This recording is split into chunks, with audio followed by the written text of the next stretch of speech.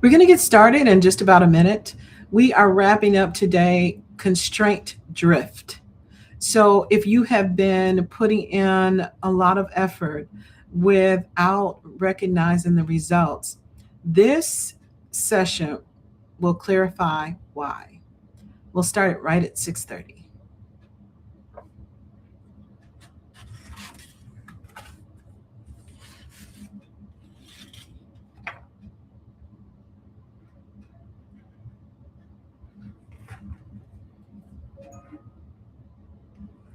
6:30 now.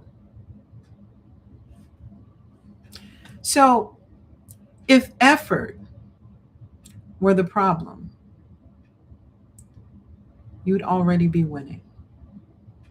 Most revenue stalls are a result of uh, positioning and preference and order and not effort.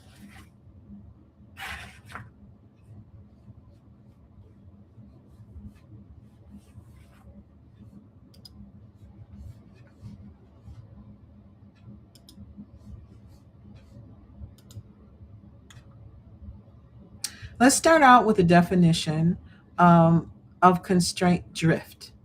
Constraint drift is when you put effort into a non constraint domain.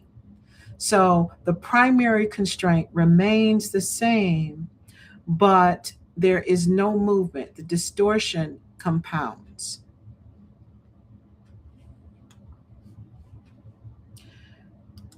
What we do here is we look at patterns and we use those pattern domains to help us identify the constraints within our business systems. So there are four major pattern domains. The first one is demand, which is about qualified attention. The second one is conversion, which is your sales mechanism. The third pattern is capacity, and that is around fulfillment and throughput, and cash is around cash velocity. So the symptoms echo, but the constraint does not.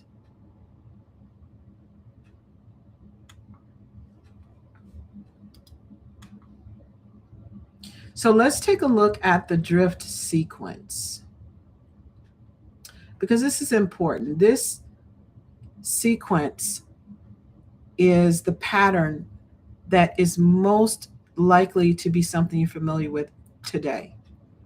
So, first thing that happens is revenue slows.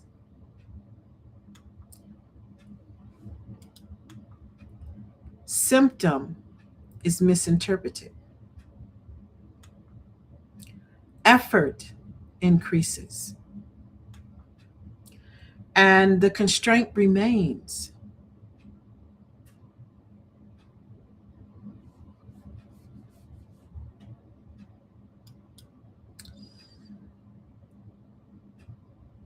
But here's the question: did conversions improve? Did retention improve? Did deal size improve? Or did just inputs increase?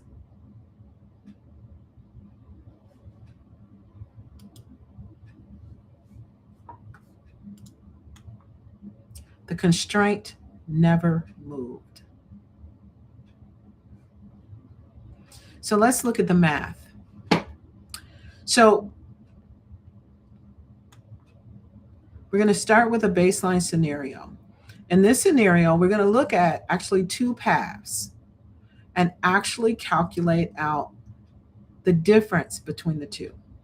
So in our baseline scenario, you've got $10,000 in ad spend, you get 1,000 leads. Your close rate is 12%. You have 120 customers, and your revenue per customer is 2,000. So your revenue on those 120 customers is 240,000, and your CAC is about 83 bucks. Okay, cost to acquire customer. All right, that's your baseline scenario. So then let's look at two paths. In path A, we're going to double ad spend. Okay. We're not going to change the constraint, right? We're not going to fix the constraint. We're just going to double ad spend, right? This is a familiar scenario. So the spend doubled to 20,000. The leads 1,700 because there's friction and there's other things at play when you increase your ad spend. The close rate remains 12%. Now you have 204 customers.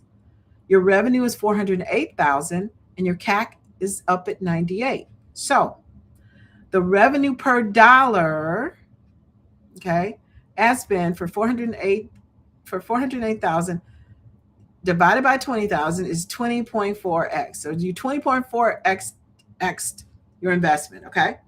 So that looks pretty good. That looks pretty good. So let's look at path B. Path B is you actually fix the constraint. So we keep the spend at 10,000. We improve the close rate to 18% because this was a conversion constraint, right? We have now 180 customers. We have revenue at 360,000 and CAC is down to $55. The revenue per spend is $1 of ad spend. So revenue per $1 ad spend, 360,000, which is your revenue, divided by your 10K, your ad spend, which is the same as your original, 36 times, okay, return on your dollar ad spend, okay? That's looking a little different. Now, let's scale B, right? Because we're talking about what actions we're going to take. Let's scale B. So we're going to spend 20,000, okay? We are going to now have 1,700 leads.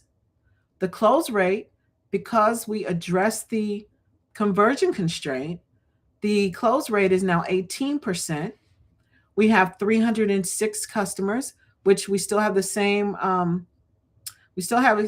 decline in number of leads, but we have 306 customers, revenue 612,000, CAC 65. Now, revenue per dollar ad spend, 612 divided by 20, 30.6 times, right? But let's compare over here. Let's compare path A to path B. In path A, revenue 408,000. Path B, revenue 612,000. The same capital investment, same capital, same investment, right? Different mechanics. In one case, we scaled first, and then the second case, we addressed the constraint and then scaled. Okay. So when we scale before fixing, that 20,000 investment resulted in 408,000 in revenue. When we fixed before scaling, that same 20,000 resulted in 612,000 in revenue. Okay? Because sequencing determines leverage.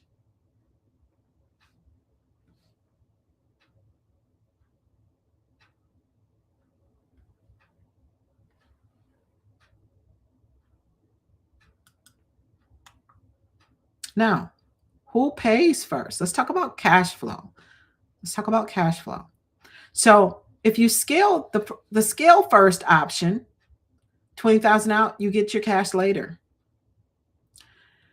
When you fix it first, when you fix the constraint first, you're out of 10,000, but you get your cash sooner. Revenue does not pay payroll. Cash does.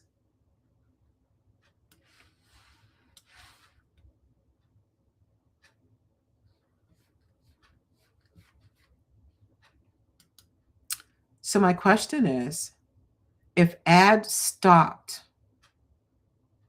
would you be able to make payroll in that scenario? If the ads stopped, would you be able to make payroll?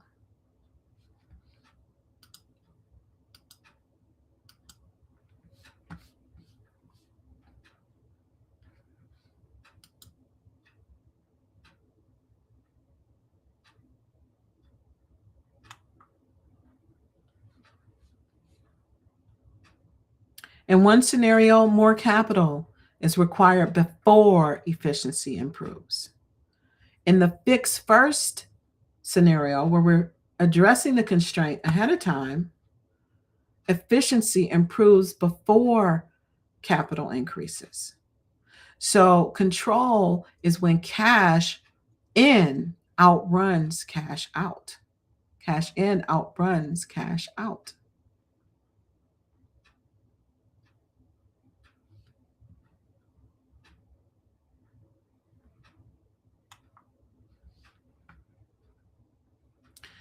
So growth versus control, when ad spend is up, revenue is up. When ad spend goes down, revenue goes down. In the control scenario, okay, the constraint goes up, revenue goes up without a proportional investment of capital, without additional input. So leverage multiplies, volume exhausts. In this case, fixing the constraint increases and leverage, and this causes your leverage to multiply.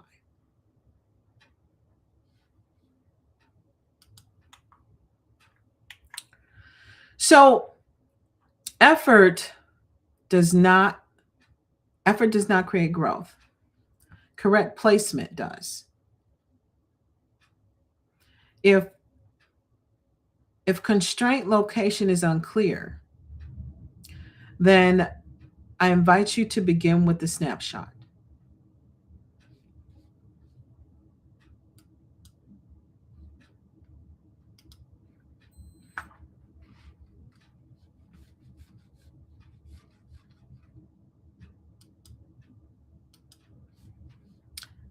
Thank you.